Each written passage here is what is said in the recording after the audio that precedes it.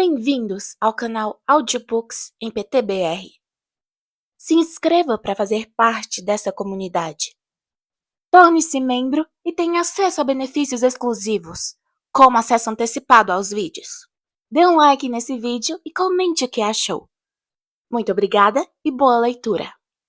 Livro Harry Potter e o Cálice de Fogo, lido por Camila Saboia. Capítulo 28. A loucura do Sr. Crouch. No domingo, Harry, Ron e Hermione subiram ao Corujal depois do café da manhã para enviar uma carta a Percy, perguntando, conforme Sirius sugerira, se ele tinha visto o Sr. Crouch ultimamente. Usaram Edviges, porque fazia muito tempo que ela não recebia uma tarefa. Depois que a viram desaparecer no horizonte pela janela do Corujal, desceram à cozinha para dar a Dobby as meias novas. Os elfos domésticos receberam os garotos com grande alegria, fazendo mesuras e reverências, e se apressando em preparar um chá. Dobby ficou extasiado com o presente. Harry Potter é bom demais para Dobby, guinchou ele, secando as grossas lágrimas que marejavam seus olhos enormes. Você salvou a minha vida com aquele guilricho, Dobby. Verdade, disse Harry. Alguma chance de terem sobrado bombas de creme? Perguntou Ron, olhando para os elfos sorridentes e cheios de mesuras. Você acabou de tomar café! Exclamou Hermione, irritada, mas uma grande travessa de prata contendo bombas de creme já vinha voando na direção do garoto, trazida por 4 elfos. Devíamos arranjar alguma coisa para mandar a Snuffles, murmurou Harry. Boa ideia, aprovou Ron. Dar a Peach o que fazer. Vocês poderiam nos dar um pouco mais de comida? Perguntou Ron aos elfos que os rodeavam, e eles se inclinaram prazerosamente e correram a apanhar alguma coisa. Dobby, onde está Wink? Perguntou Hermione, olhando para os lados. Wink está ali adiante junto ao fogo, senhorita. Respondeu Dobby em voz baixa, suas orelhas caindo ligeiramente. Essa não, exclamou Hermione ao localizar o Wink. Harry também olhou para o fogo. Wink estava sentada no mesmo banquinho que da última vez, mas ficara tão imunda que não se conseguia distingui-la imediatamente dos tijolos enegrecidos de fumaça atrás dela. Suas roupas estavam rasgadas e sujas. Segurava uma garrafa de cerveja amanteigada e cambaleava um pouco no banquinho, olhando fixamente para as chamas do fogão. Enquanto eles a observavam, ela soltou um imenso soluço. Wink está entornando 6 garrafas por dia agora. Dobby cochichou a Harry. Bom, não é uma bebida muito forte, ponderou Harry, mas Dobby sacudiu a cabeça. É forte para um elfo doméstico, meu senhor. Wink soltou outro soluço. Os elfos que tinham trazido as bombas de creme lançaram a ela um olhar de censura antes de voltarem aos seus afazeres. Wink está definhando Harry Potter, disse Dobby tristemente. Wink quer ir para casa. Wink ainda acha que o Sr. Crouch é o amo dela, meu senhor, e nada que Dobby diga consegue convencer ela de que o professor Dumbledore é um novo amo da gente. Oi, Wink, disse Harry, tomado de súbita inspiração, indo até o fogão e se abaixando para falar com ela. Você por acaso saberia me dizer o que é que o Sr. Crouch pode estar fazendo? Porque ele parou de aparecer para jogar o torneio Tribruxo. Os olhos de Wink pestanejaram. Suas enormes pupilas focalizaram Harry. Ela cambaleou ligeiramente e perguntou. Meu amo parou de vir? Foi, confirmou Harry. Não vimos desde a primeira tarefa. O profeta diário diz que ele está doente. Wink balançou mais um pouco, encarando Harry com os olhos baços. Meu amo doente? O lábio inferior do elfo começou a tremer. Mas não temos certeza de que seja verdade, acrescentou Hermione depressa. Meu amo está precisando da Wink dele, choramingou o elfo. Meu amo não sabe se cuidar sozinho. Outras pessoas conseguem fazer o trabalho de casa sozinhas, sabe, Wink? Lembrou Hermione com severidade. Wink não faz só trabalho de casa para o Sr. Crouch. Guinchou Wink indignada, cambaleando mais que nunca e derramando cerveja amanteigada na blusa já bastante suja. Meu amo confirmou a Wink o segredo dele. Mais importante, o mais secreto. Quê? Exclamou Harry. Mas Wink sacudiu a cabeça com força, derramando mais cerveja amanteigada pela roupa. Wink guarda os segredos do amo dela, disse com rebeldia, oscilando fortemente para os lados agora, franzindo a testa para Harry com os olhos vesgos. Você está bisbilhotando, está sim! Wink não deve falar assim com Harry Potter, disse Dobby aborrecido. Harry Potter é corajoso e nobre, e Harry Potter não é bisbilhoteiro. Ele está metendo o nariz nos segredos e particulares do meu amo. Wink é um bom elfo doméstico. Wink fica calada. Gente querendo tirar informações. As pálpebras de Wink se fecharam e, de repente, sem aviso, ela escorregou do banquinho e caiu no fogão, roncando alto. A garrafa vazia de cerveja amanteigada rolou para o chão lajeado. Meia dúzia de elfos domésticos se adiantaram correndo, com um ar de repugnância. Um deles apanhou a garrafa, os outros cobriram Wink com uma grande toalha xadrez de mesa e prenderam os lados e pontas por baixo do corpo para escondê-la de vista. A gente lamenta que os senhores e a senhorita tenham que assistir a isso, guinchou um elfo próximo, balançando a cabeça e parecendo muito envergonhado. A gente espera que os senhores não julguem a gente pela Wink. Ela está infeliz, exclamou Hermione, exasperada. Por que vocês não tentam animar a Wink em vez de a esconder? Me perdoa, senhorita, disse um elfo doméstico, fazendo uma grande reverência. Mas elfos domésticos não têm o direito de ficar infelizes quando têm trabalho a fazer e amos para servir. Ora, francamente, exclamou Hermione enraivecida. Escutem aqui, vocês todos. Vocês têm tanto o direito de se sentirem felizes quanto os bruxos. Vocês têm direito a salário, férias e roupas decentes. Não tem que fazer tudo o que mandam. Olhem só o Dobby. Senhorita, por favor, deixe o Dobby fora disso, murmurou o elfo, com uma expressão amedrontada. Os sorrisos alegres desapareceram dos rostos dos elfos da cozinha. De repente, fitaram Hermione como se ela fosse louca e perigosa. A gente separou a comida extra, inchou um elfo ao cotovelo de Harry, empurrando um grande presunto, uma dúzia de bolos e uma fruta nos braços do garoto. Tchau! Os elfos domésticos se aglomeraram ao redor de Harry, Ron e Hermione e começaram a levar os garotos lentamente para fora da cozinha, muitas mãozinhas os empurrando pela cintura. Obrigado pelas meias, Harry Potter! Gritou Dobby, desalentado lá do fogão, onde se achava parado ao lado da toalha que cobria as formas de Wink. Você não podia ter ficado calada, né, Hermione? Exclamou Ron enraivecido, quando a porta da cozinha se fechou às costas deles. Agora eles não vão querer receber visitas nossas. Poderíamos ter tentado extrair de Wink mais alguma coisa sobre o Crouch. Ah, como se você se importasse com isso, desdenhou Hermione. Você só gosta de vir aqui embaixo para comer. Foi um dia meio irritante depois disso. Harry ficou tão cansado de Ron e Hermione se agredirem durante o dever de casa na sala comunal que naquela noite levou sozinho a comida de Sirius para o Corujal. O Bichitinho era demasiado pequeno para transportar sozinho um presunto inteiro até a montanha. Por isso, Harry recrutou a ajuda de mais 2 corujas às torres. Quando o grupo de aves saiu pelo crepúsculo, parecendo esquisitíssimo, com aquele enorme pacote entre elas, Harry se apoiou no parapeito da janela para contemplar os jardins ao anoitecer, as copas farfalhantes das árvores da Floresta Proibida, as velas enfunadas do navio de Durmstrang.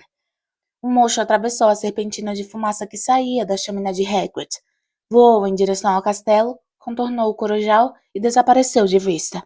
Olhando para baixo, Harry viu Hagrid cavando energicamente a terra diante de sua cabana e se perguntou o que o amigo estaria fazendo. Parecia estar preparando mais um canteiro de hortaliças. Enquanto ele observava, Madame Maxime saiu da carruagem de Beauxbaton e se dirigiu a Hagrid. Pelo jeito, estava tentando puxar conversa. Hagrid se apoiou na pá, mas não pareceu muito interessado em prolongar o diálogo, porque a bruxa voltou à carruagem pouco depois. Sem vontade de voltar à torre da Grifinória e ouvir Ron e Hermione rosnarem um para o outro, o garoto ficou observando Hagrid cavar até a escuridão engoli-lo e as corujas ao seu redor começarem a acordar, passarem por ele e desaparecerem na noite. No dia seguinte, à hora do café da manhã, o mau humor de Ron e Hermione já se desgastara, e para alívio de Harry, as previsões sombrias de Ron de que os elfos domésticos mandariam comida de qualidade abaixo do normal para a mesa da Grifinória porque Hermione os ofendera, se provaram falsas. O bacon com ovos e o peixe defumado estavam bons como sempre. Quando o correio coruja chegou, Hermione ergueu os olhos ansiosa. Parecia estar à espera de alguma coisa. Ainda não deu tempo para Percy responder, disse Ron. Só despachamos a Edwiges ontem. Não, não é isso, falou Hermione. Fiz uma nova assinatura no Profeta Diário. Tô cheia de descobrir o que acontece pela boca da turma da Sonserina. Bem pensado, disse Harry, também erguendo os olhos para as corujas. Hermione, acho que você tá com sorte. Uma coruja cinzenta vinha descendo em direção à garota. Mas ela não tá trazendo nenhum jornal, comentou Hermione, com um ar de desapontamento. Mas para seu espanto, a coruja cinzenta pousou diante do seu prato acompanhada de perto por mais corujas de igreja, uma coruja parda e uma avermelhada. Quantas assinaturas você fez? Perguntou Harry, agarrando a taça de Hermione antes que ela fosse derrubada pelo ajuntamento de corujas, todas se empurrando para chegar mais perto e entregar as cartas que traziam primeiro. Que diabo? Exclamou Hermione, tirando a carta da coruja cinzenta e abrindo-a para ler. Ora, francamente, disse ela com veemência, corando. Que é? Perguntou Ron. Ora, que ridículo! A garota empurrou a carta para Harry, que observou que não era manuscrita, mas composta por letras aparentemente recortadas do Profeta Diário. Você não presta. Harry Potter merece uma garota melhor. Volte para o seu lugar, trouxa. São todas iguais! Exclamou Hermione desesperada, abrindo uma carta atrás da outra. Harry Potter pode arranjar uma namorada melhor do que alguém da sua laia. Você merece ser cozida por ovos de rã. Ai! Hermione abrira o último envelope e um líquido verde amarelado, que cheirava fortemente a gasolina, derramou-se em suas mãos, fazendo irromper nelas grandes tumores amarelos. Pus de botúbara puro! Disse Hermione, apanhando desajeitado o envelope e cheirando-o. Ai! Exclamou Hermione, as lágrimas enchendo seus olhos, quando tentou limpar as mãos em um guardanapo, mas seus dedos agora estavam tão cobertos de feridas dolorosas que ela parecia até estar usando um par de grossas luvas com bolotas. É melhor você ir depressa ao hospitalar, disse Harry, quando as corujas ao redor da amiga levantaram voo. Diremos à professora Sprout onde é que você foi. Eu avisei a ela, disse Ron, quando Hermione saiu correndo do salão principal, aninhando as mãos no colo. Avisei a ela para não aborrecer Rita Skeeter. Olha só essa aqui. Ele leu uma das cartas que Hermione tinha deixado para trás. Li no Seminário das Bruxas como você está enganando Harry Potter, um garoto que já teve uma vida bastante atribulada. Por isso, no próximo correio, vou lhe mandar um feitiço. É só eu encontrar um envelope suficientemente grande. Caracas, é melhor ela se cuidar. Hermione não apareceu na aula de herbologia.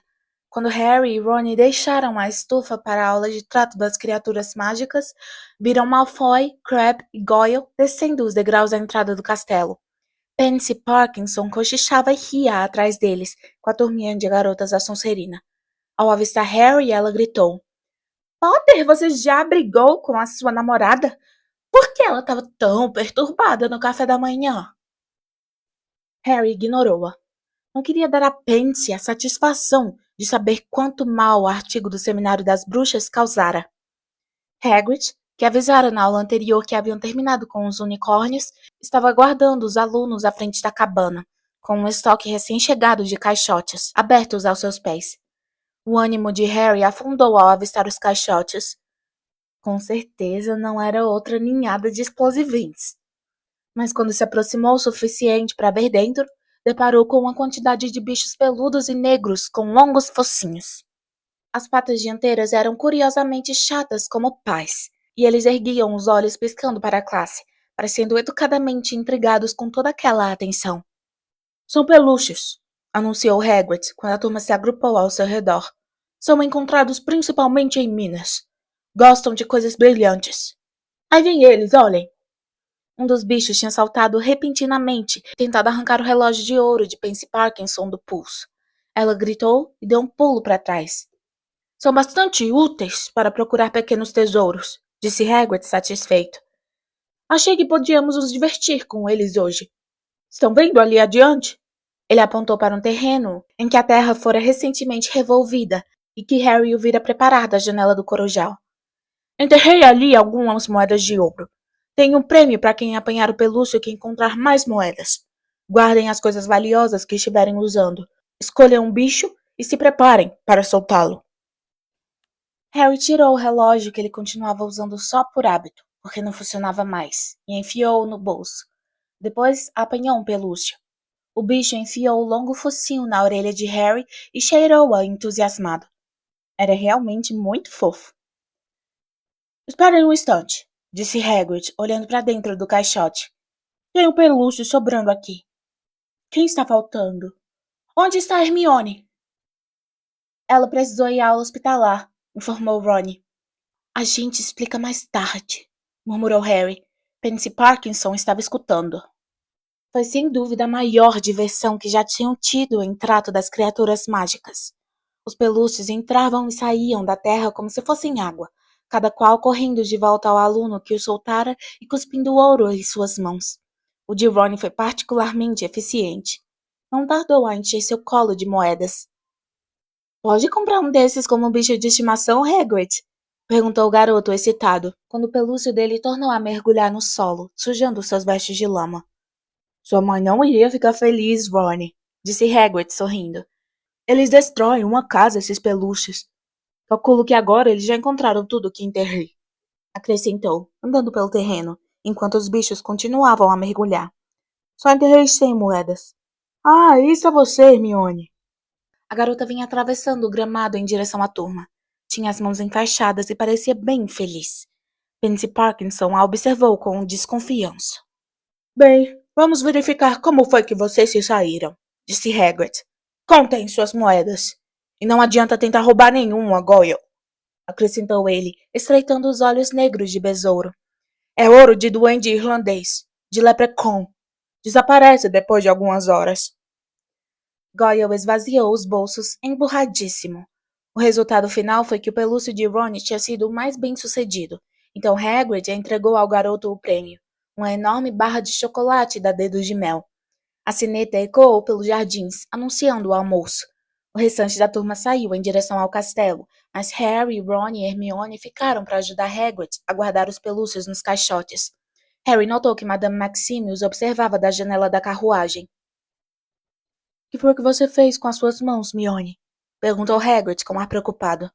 A garota lhe contou sobre as cartas anônimas que recebera aquela manhã e sobre o envelope cheio de pus de bubotúberas.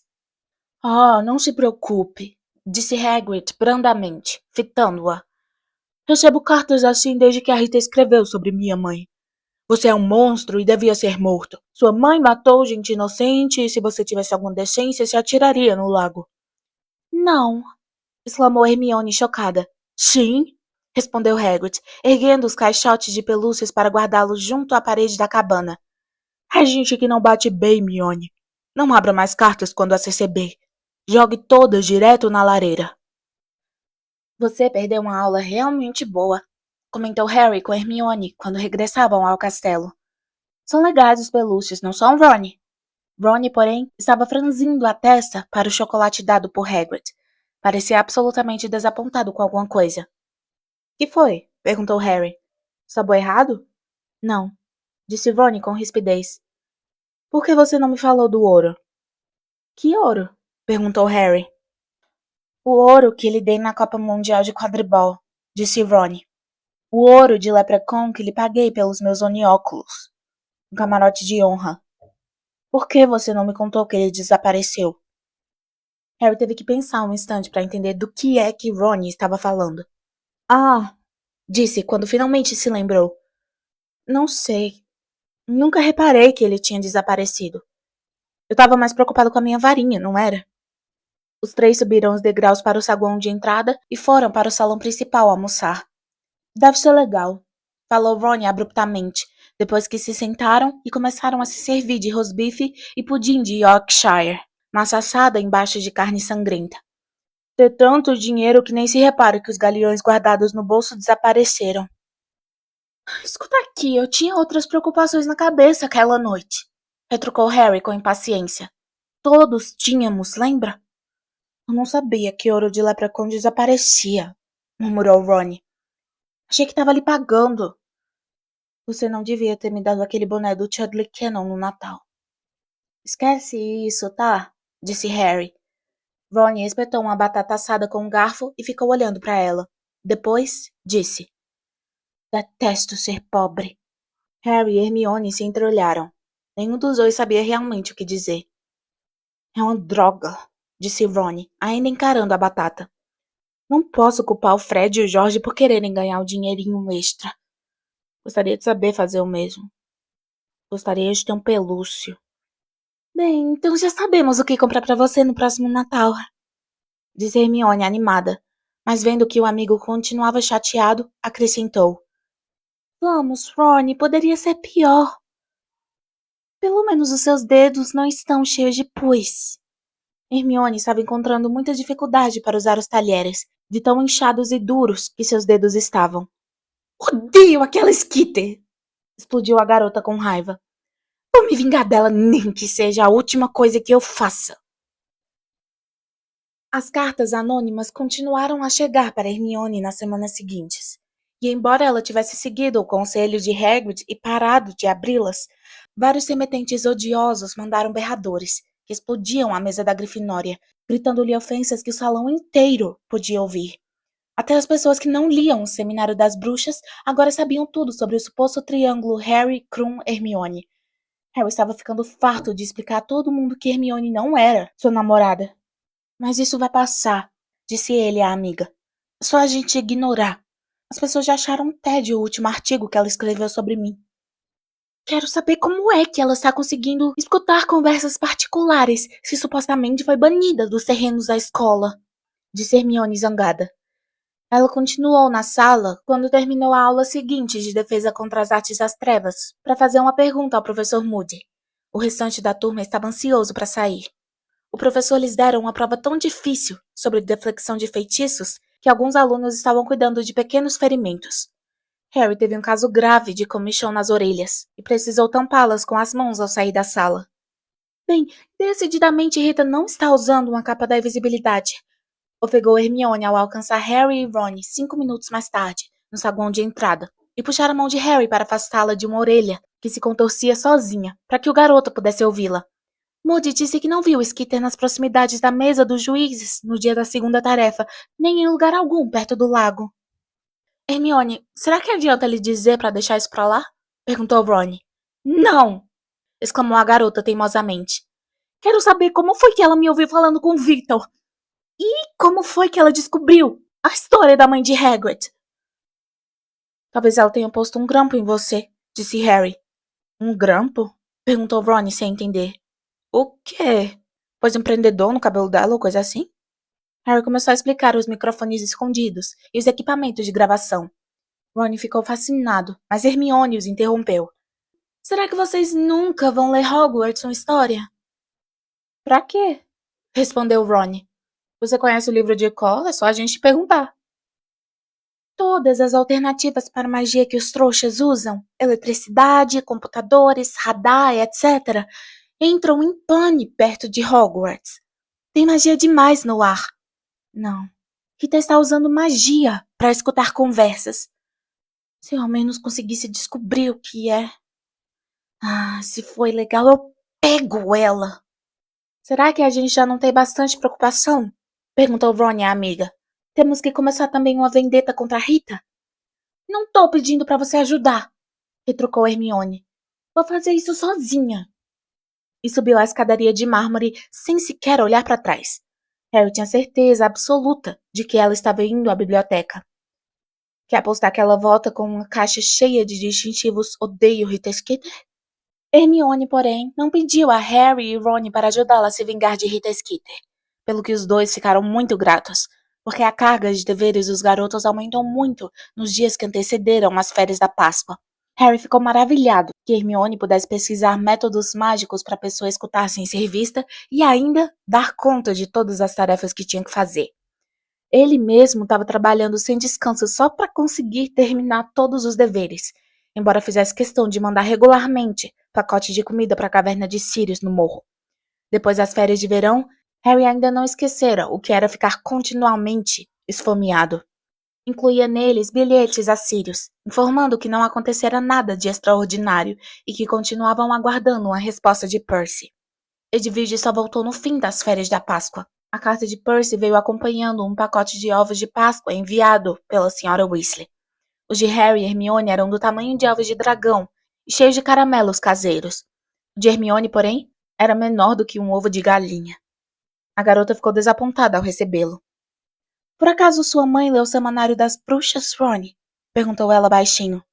Lê, disse Rony, que tinha a boca cheia de caramelos. Tem assinatura por causa das receitas de comida. Hermione ficou olhando tristemente o ovinho recebido. Não quer ver o que Percy escreveu? Perguntou Harry a ela depressa. A carta de Percy era curta e irritada. Conforme canso de dizer ao profeta diário, o Sr. Crouch está tirando um merecido descanso. Ele me manda regularmente corujas, trazendo instruções.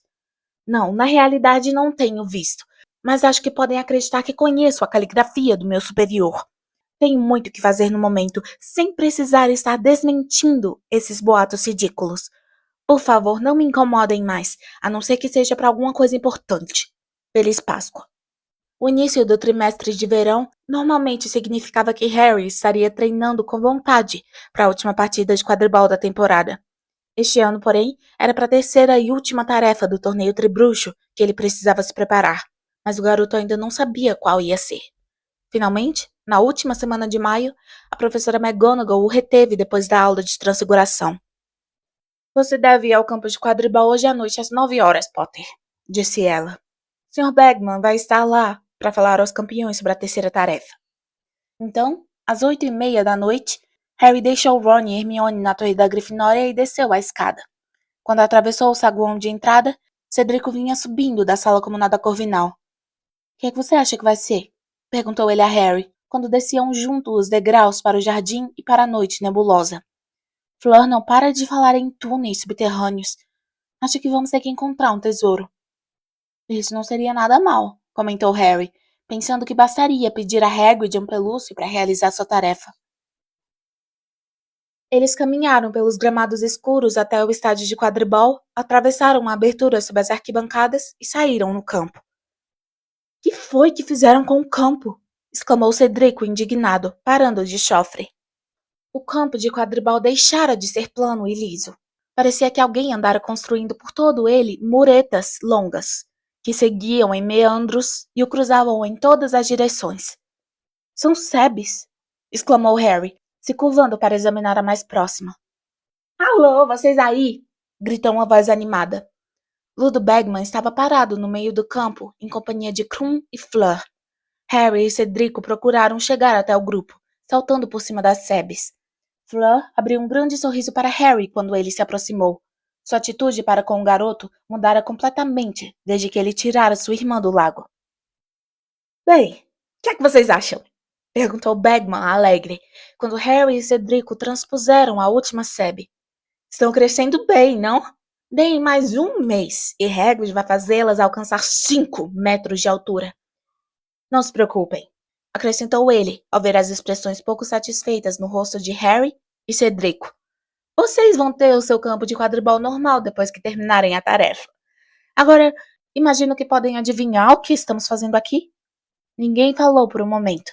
Depois, labirinto, resmungou Krum.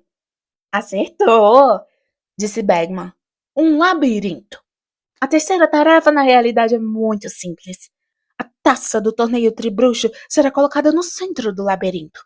O primeiro campeão que puser a mão nela recebe a nota máxima. Temos simplesmente que atravessar o labirinto? Perguntou Fleur. Haverá obstáculos, disse Bagman alegremente, balançando-se sob a sola dos pés. Hagrid está providenciando algumas criaturas. E haverá também feitiços que vocês precisarão desfazer. Essas coisas que vocês já conhecem. Agora, os campeões que estão liderando a contagem de pontos entrarão primeiro no labirinto. Bagman sorriu para Harry e Cedrico. Depois entrará o Sr. Krum. Depois, a Senhorita Delacour. Mas todos terão a mesma possibilidade de vencer, dependendo da perícia com que superarem os obstáculos. Será divertido, não acham? Harry, que sabia muito bem que tipo de criaturas Hagrid iria arranjar para um evento de tal porte, achou muito improvável que fosse divertido. Contudo, concordou educadamente com a cabeça, como os demais campeões. Muito bem, se não tiverem nenhuma pergunta a fazer, vamos voltar para o castelo. Tá meio frio. Bagman apressou-se a caminhar ao lado de Harry quando começaram a deixar o labirinto em crescimento. O garoto teve a impressão de que o bruxo ia começar a oferecer ajuda novamente, mas nesse instante, Krum bateu em seu ombro. Posso falar com você? Claro que sim, disse Harry ligeiramente surpreso. Você pode andar um pouco comigo? Ok, disse o garoto curioso. Bagman pareceu ligeiramente perturbado. Esperarei por você, Harry, está bem? Não, tá tudo ok, Sr. Bagman, disse Harry, contendo um sorriso. Acho que posso encontrar o caminho para o castelo sozinho, obrigada. Harry e Krum saíram juntos do estádio, mas Krum não tomou o rumo do navio de Durmstrang. Em vez disso, dirigiu-se à floresta. Para que estamos indo nessa direção? Perguntou Harry, ao passarem pela cabana de Hagrid e a carruagem iluminada da Beauxbaton. Não quero que me ouçam, disse o rapaz secamente. Quando finalmente chegaram a um trecho sossegado, a poucos passos do picadeiro dos cavalos de Beauxbaton, Krum parou à sombra de um grupo de árvores e se virou para encarar Harry. Quero saber, disse ele, amarrando a cara, que é que entra você e Hermione? Harry, que pela maneira sigilosa de Krum esperara algo muito mais sério que aquilo, ergueu os olhos para Krum, admirado. Nada, disse ele, mas Krum amarrou a cara, e Harry mais uma vez, admirado com o tamanho de Krum, explicou melhor. Somos amigos. Ela não é minha namorada, nem nunca foi. Aquela tal de Skeeter tá inventando coisas. Hermione fala muito de você, disse Krum, olhando desconfiado para Harry. Claro, porque somos amigos. Ele não estava conseguindo acreditar muito bem que estivesse tendo aquela conversa com Victor Krum, o famoso jogador internacional de quadribol. Era como se Krum, com seus 18 anos, achasse que ele, Harry, fosse seu igual, um rival de verdade. Você nunca... Você não... Não, disse Harry com firmeza. Krum pareceu um tantinho mais feliz. Fitou Harry durante alguns segundos, depois disse. Você voa muito bem. Fiquei assistindo a você durante a primeira tarefa. Obrigado, disse Harry com um grande sorriso, se sentindo subitamente muito maior. Vi você na Copa Mundial de Quadribol. Aquela finta de Rons que você realmente... Mas alguma coisa se mexeu às costas de Krum, entre as árvores, e Harry, que tinha alguma experiência com coisas que rondam a floresta, instintivamente agarrou Krum pelo braço e o puxou para um lado. Que foi? Harry balançou a cabeça, examinando com atenção o lugar em que percebera o movimento. Meteu a mão dentro das vestes à procura da varinha. No momento seguinte, um homem saiu cambaleando de trás de um alto carvalho. Por um instante, Harry não o reconheceu. Depois, percebeu que era o Sr. Crouch. Tinha a aparência de quem estava viajando há dias. Os joelhos de suas vestes estavam rasgados e ensanguentados. Seu rosto estava arranhado, e ele, barbudo e cinzento, de exaustão. Os cabelos e bigodes sempre impecáveis estavam precisando de um shampoo e de um corte. Sua estranha aparência, porém, não era nada comparada à maneira com que estava agindo. Resmungava e gesticulava. Parecia estar falando com alguém que somente ele conseguia ver. Lembrava Harry vividamente um velho vagabundo que o garoto vira quando fora às compras com os Dursley. O tal homem também conversava alterado com o vento. Tia Petúnia agarrara Duda pela mão e o arrastara para o outro lado da rua para evitar o homem. Tio Walter, então, brindara a família com um longo discurso sobre o que gostaria de fazer com mendigos e vagabundos. Ele não era um dos seus juízes? Perguntou Krum, de olhos arregalados para o Sr. Crouch. Não era do seu ministério? Harry confirmou com um aceno de cabeça. Hesitou por um instante, depois se dirigiu lentamente ao Sr. Crouch, que não olhou para ele, mas continuou a falar com uma árvore próxima. E depois que fizer isso, Weatherby, mande uma coruja Dumbledore confirmando o número de estudantes de Durmstrang que virão ao torneio. Karkaroff acabou de mandar uma mensagem dizendo que serão 12. Sr. Crouch? Chamou Harry cautelosamente. E depois mande outra coruja, Madame Maxime, porque ela talvez queira aumentar o número de estudantes que vai trazer, agora que Karkaroff arredondou para 1 dúzia. Faça isso, Weatherby, por favor. Por favor. Os olhos do Sr. Crouch estavam saltados. Ele continuou encarando a árvore, resmungando silenciosamente para ela. Então, cambaleou para os lados e caiu de joelhos. Sr. Crouch? Chamou Harry em voz alta. O senhor está bem? Os olhos de Crouch reviravam nas órbitas. Harry olhou para os lados procurando Krum, que seguira até as árvores e olhava para Crouch, assustado. O que é que ele tem? Não faço ideia, murmurou Harry. Escuta aqui, é melhor você ir buscar alguém. Dumbledore! Arquejou o Sr. Crouch. Ele esticou a mão e agarrou com firmeza as vestes de Harry e arrastou-o para perto, embora seus olhos estivessem olhando por cima da cabeça de Harry. Preciso ver Dumbledore. Ok, disse Harry. Se o senhor se levantar, Sr. Crouch, podemos ir até... Fiz uma idiotice, murmurou o Sr. Crouch. Parecia completamente demente. Revirava os olhos esbugalhados e um fio de saliva escorria pelo seu queixo. Cada palavra que dizia parecia custar um esforço terrível. Preciso falar Dumbledore. Levante, Sr. Crouch, disse Harry em alto e bom som. Levante, eu levo a Sra. Dumbledore. Os olhos de Crouch giraram, focalizando Harry. Quem é você? Sussurrou o bruxo. Sou aluno da escola, disse Harry, olhando para Krum à procura de ajuda, mas o outro mantinha-se um pouco afastado, parecendo extremamente nervoso. Você não é dele, sussurrou Crouch, deixando o queixo cair. Não, respondeu Harry, sem ter a menor ideia do que Crouch estava falando. De Dumbledore! Isso mesmo, disse Harry. Crouch puxou o garoto mais para perto. Harry tentou soltar a mão do bruxo que agarrava suas vestes, mas ele era demasiado forte. Avise Dumbledore! Vou buscar Dumbledore se o senhor me largar, disse Harry. Me largue, Sr. Crouch, eu vou buscar o diretor. Obrigado, Weatherby. E quando você terminar isso, eu gostaria de tomar uma xícara de chá. Minha mulher e meu filho vão chegar daqui a pouco. Vamos assistir a um concerto hoje à noite com o Sr. e a Sra. Fudge. Crouch voltara a falar fluentemente com a árvore. Parecia completamente despercebido da presença de Harry, o que surpreendeu o garoto de tal modo que ele nem reparou que Crouch o soltara. Meu filho recentemente obteve 12 nãos com boas notas, obrigado, claro. Realmente muito orgulhosos. Agora, se você puder me trazer aquele memoriando do Ministério da Magia de Andorra, acho que terei tempo de preparar uma resposta. Você fica aqui com ele, disse Harry a Krum. Eu vou buscar Dumbledore. Faço isso mais rápido, porque sei onde é o escritório dele. Ele tá doido, disse Krum hesitante, olhando para Crouch, que ainda tagarelava com a árvore, aparentemente convencido de que falava com Percy. Só precisa ficar aqui com ele, falou Harry, começando a se levantar, mas seu movimento pareceu disparar outra mudança súbita no Sr. Crouch, que o agarrou com força pelos joelhos e o puxou de volta ao chão. Não me deixe, sussurrou ele, os olhos se esbugalhando outra vez. Eu fugi. Preciso avisar. Preciso contar. Ver Dumbledore. Minha culpa. Tudo minha culpa. Beta. Morta. Tudo minha culpa. Meu filho. Minha culpa. Diga Dumbledore. Harry Potter. Lorde das Trevas. Mais forte. Harry Potter.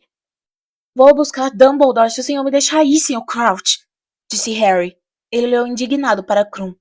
Quer me ajudar, por favor? Com um ar extremamente apreensivo e se acocorou ao lado do Sr. Crouch.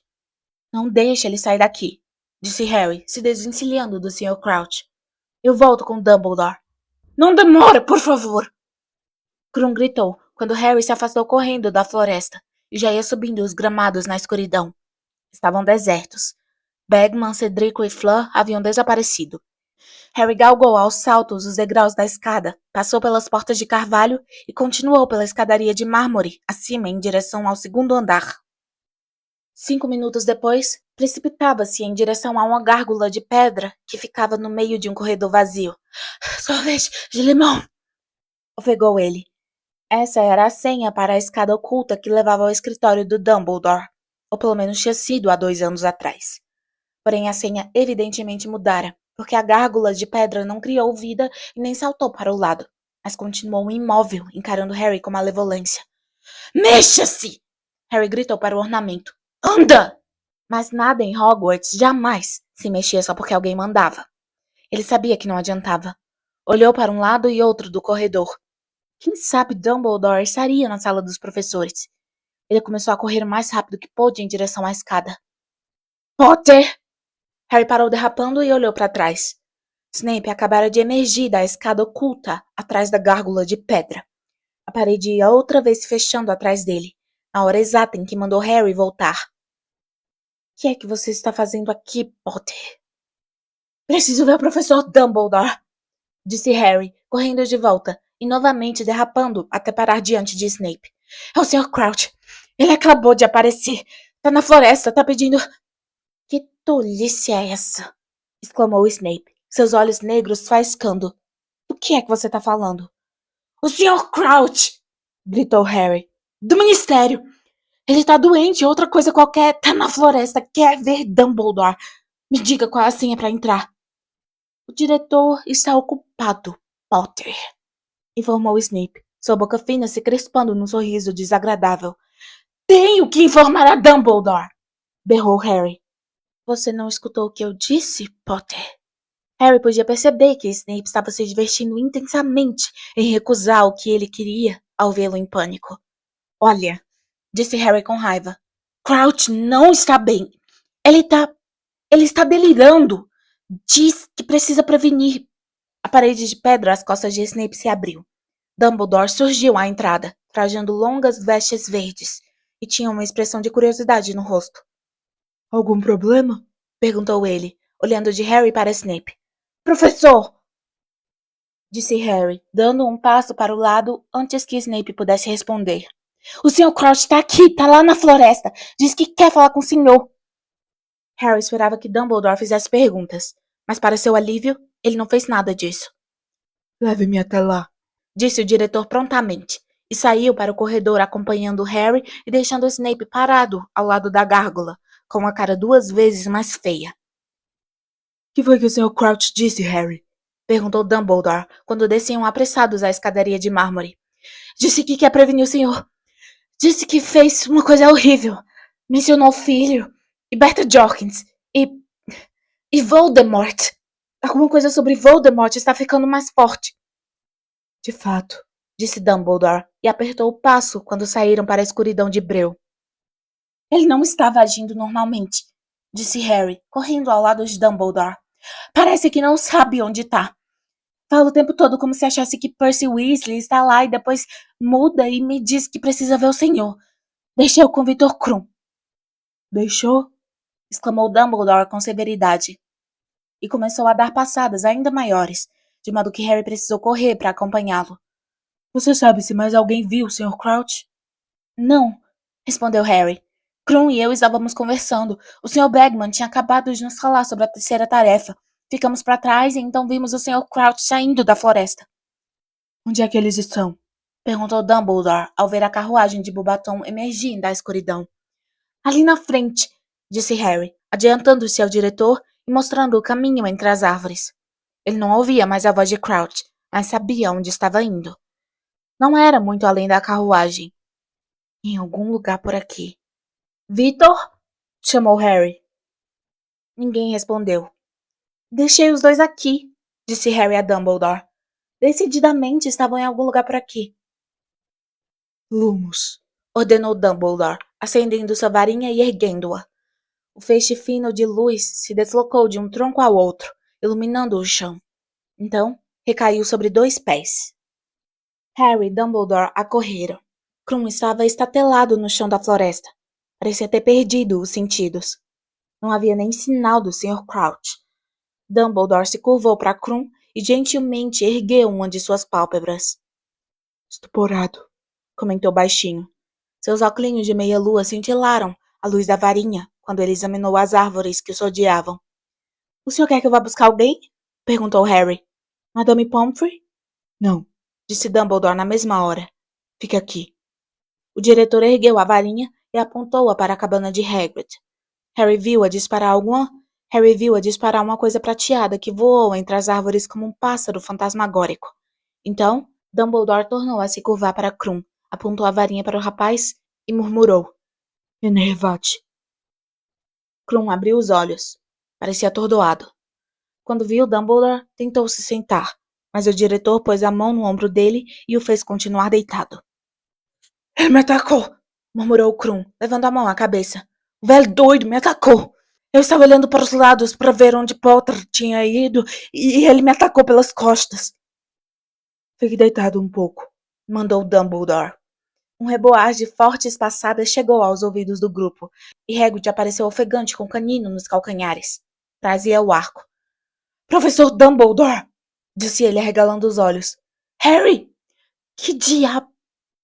Hagrid, preciso que você vá buscar o professor Karkaroff, disse Dumbledore. O aluno dele foi atacado. Quando terminar, por favor, alerte o professor Moody. Não é necessário, Dumbledore. Ouviu-se um rosnado asmático. Já estou aqui. Moody vinha mancando em direção a eles, apoiado na bengala, a varinha acesa. Porcaria de perna, reclamou furioso. Teria chegado mais rápido. Que foi que houve? Snape me disse alguma coisa sobre Crouch. Crouch? Repetiu Hagrid sem entender. Karkaroff, por favor, Hagrid, disse Dumbledore energicamente. Ah, sim. Certo, professor, disse Hagrid, e dando as costas, desapareceu entre as árvores escuras, Canino trotando ao seu lado. Não sei onde foi parar Bartol Crouch, disse Dumbledore a Moody, mas é essencial que o encontremos. Já estou indo, rosnou Moody, e puxando a varinha, saiu cocheando pela floresta. Nem Dumbledore nem Harry tornaram a falar até ouvirem os sons inconfundíveis de Hagrid e Canino voltando. Karkaroff seguia apressado atrás deles. Usava suas elegantes peles prateadas e parecia pálido e agitado. Que é isso? Exclamou, quando viu Krum no chão e Dumbledore e Harry ao lado do rapaz. Que está acontecendo? Foi atacado, informou Krum, agora se sentando e esfregando a cabeça. O Sr. Crouch, ou que nome tinha? Crouch o atacou? Crouch atacou você? O juiz, o tribruxo? Igor, começou a falar Dumbledore, mas Karkaroff se erguera, puxando as peles para perto do corpo, o rosto lívido. Traição! Urrou ele, apontando para Dumbledore. É uma conspiração! Você e o seu ministro da magia me atraíram até aqui sob falsos pretextos, Dumbledore. Isso não é uma competição honesta. Primeiro, você sorrateiramente inscreve Potter no torneio, embora ele seja menor de idade. Agora um dos seus amigos do ministério tenta pôr o meu campeão fora de ação. Estou farejando falsidade e corrupção neste torneio todo. E você, Dumbledore, você, com a sua conversa de estreitar os vínculos entre os bruxos estrangeiros, de refazer velhos laços, de esquecer as velhas diferenças, isto é o que penso de você. Karkaroff cuspiu no chão aos pés de Dumbledore. Com um movimento rápido, Hagrid agarrou o bruxo pela gola das peles, ergueu-o no ar e empurrou-o contra uma parede próxima. Peça desculpas! Rosnou Hagrid, enquanto Karkaroff tentava respirar com aquele punho maciço em sua garganta, seus pés balançando no ar.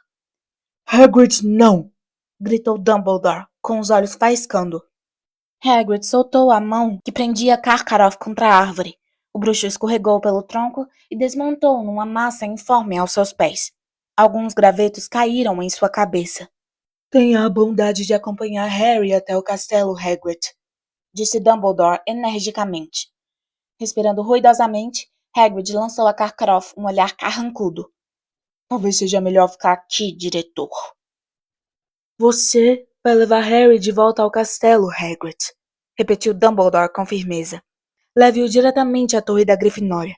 E Harry, quero que você fique lá. Qualquer coisa que queira fazer, corujas que queira despachar, pode esperar até amanhã. Está me entendendo bem? Sim, senhor. Aqueceu Harry, com os olhos no diretor. Como Dumbledore soubera que naquele exato momento ele estava pensando em mandar Pichitinho direto a Sirius para lhe contar o que acontecera. Vou deixar Canino com o senhor, diretor, disse Hagrid, ainda olhando ameaçadoramente para Karkaroff, que continuava caído ao pé da árvore, enredado em peles e raízes. Parado, Canino. Vamos, Harry. Eles passaram em silêncio pela carruagem da Beauxbaton e subiram em direção ao castelo. Como é que ele se atreve?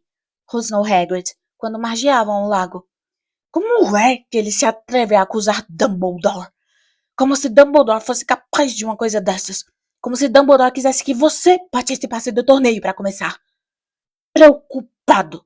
Não me lembro de ter visto Dumbledore mais preocupado do que tem estado ultimamente. E você? Disse Hagrid, voltando-se zangado para Harry, que ergueu os olhos para ele espantado. O que é que você estava fazendo andando por aí com esse desgraçado do Krum? Ele é aluno da Durmstrang, Harry. Podia ter azarado você ali mesmo, não podia? Será que Moody não lhe ensinou nada? Imagina deixar ele afastar você dos outros. Krum é legal, interrompeu Harry, quando subiam os degraus para o saguão de entrada. Ele não estava tentando me azarar, só queria conversar comigo sobre a Hermione. Eu é que vou ter uma conversinha com ela, falou Hagrid mal-humorado, subindo os degraus com estrondo. Quanto menos você estiver em contato com esses estrangeiros, melhor vão ficar. Não se pode confiar em nenhum deles. Você parece que está se dando muito bem com a Madame Maxime, respondeu Harry aborrecido. Não fale dela comigo, disse Hagrid, e naquele instante parecia assustador. Agora já sei quem ela é. Tentando voltar às minhas boas graças para contar a ela qual vai ser a terceira tarefa. Não se pode confiar em nenhum deles. Hagrid estava tão mal-humorado que Harry ficou feliz de se despedir dele diante do quadro da mulher gorda.